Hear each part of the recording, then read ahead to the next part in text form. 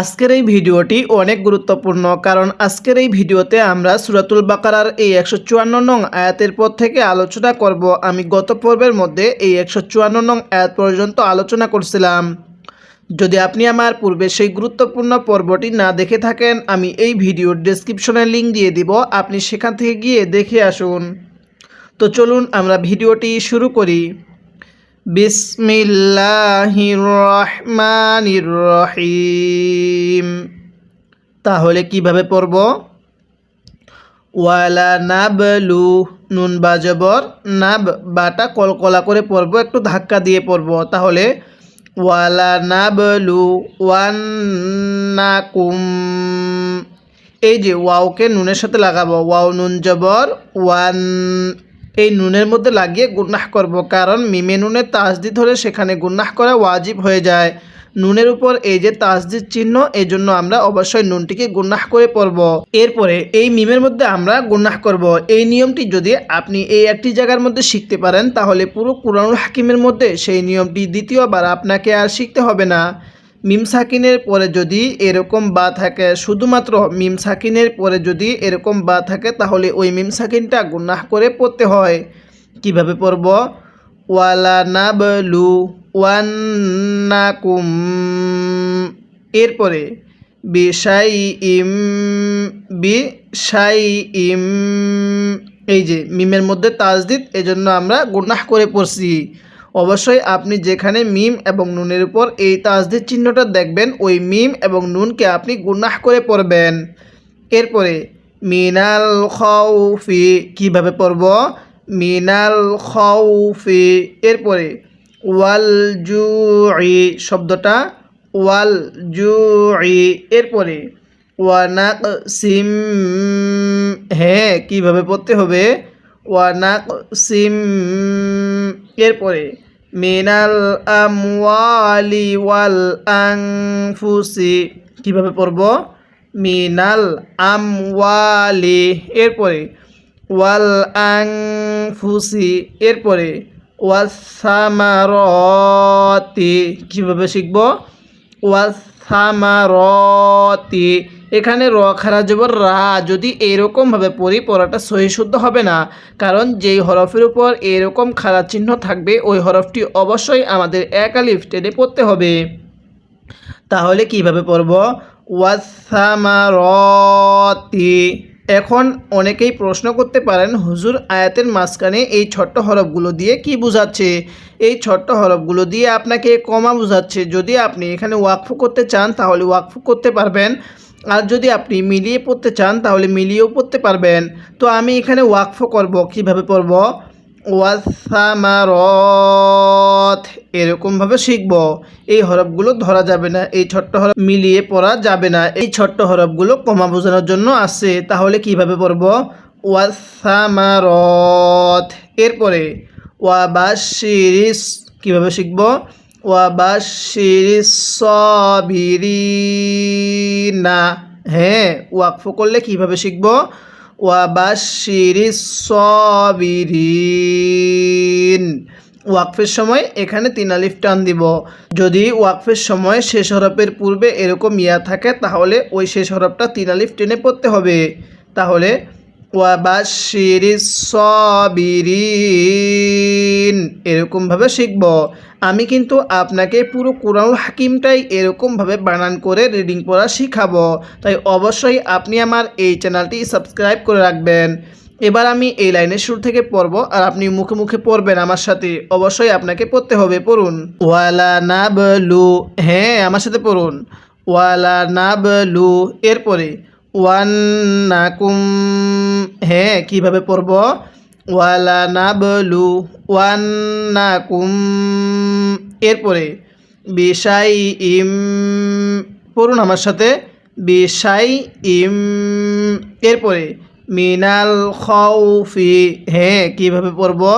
মিনাল খাউফি, এরপরে ওয়াল জুই, পড়ুন আমার সাথে, ওয়াল জুই। আইনটা পড়ার সময় গলার মধ্যে একটু চাপ দিয়ে পড়বেন, তাহলে আইনটা সহি শুদ্ধ উচ্চারণ হবে। তাহলে কিভাবে পড়ব? ওয়াল জুই, এরপরে ওয়ানাকসিম, হ্যাঁ কিভাবে পড়ব? ওয়ানাকসিম, এরপরে মিনাল আমওয়ালি, তাহলে ওয়ানাকসিম মিনাল আমওয়ালি, এরপরে ওয়াল আনফুসি, শব্দটা ওয়াল আনফুসি, এরপরে ওয়াসামারত, হ্যাঁ কিভাবে পড়ব? ওয়াসামারত, এরপরে ওয়াবাশশিরিস সাবিরিন, হ্যাঁ কিভাবে পড়ব? ওয়াবাশশিরিস সাবিরিন, এরকমভাবে শিখব। এবার আমি এই আয়াতের শুরু থেকে এই আয়াতের শেষ পর্যন্ত একবার রিভিশন দিব, আর আপনি শুধু মনোযোগ সহকারে শুনবেন। এবং এই একটি আয়াতের মধ্যে যদি আপনার কোনো একটি ভুল হয়ে থাকে তাহলে সেই ভুলটিকে আপনি শুদ্ধ করে নেবেন। তাহলে কিভাবে পড়ব? ওয়ালানাবলুওয়ান্নাকুম, এরপরে বিশাইইম মিনাল খাউফি ওয়াল জুই, এরপরে ওয়ানাকসিম মিনাল আমওয়ালি ওয়াল আনফুসি, এরপরে ওয়াসামারত, ওয়াবাশশিরিস সাবিরিন, এরকমভাবে শিখব। আপনি প্রাথমিকভাবে এরকমভাবে বানান করে পড়ার চেষ্টা করবেন, তাহলে পরবর্তী ইনশাল্লাহ আপনি একাই একাই দ্রুত রিডিং পড়া শিখতে পারবেন। তাই ভিডিওটি একটু লম্বা হলেও শেষ অবধি ধৈর্য সহকারে দেখতে থাকুন।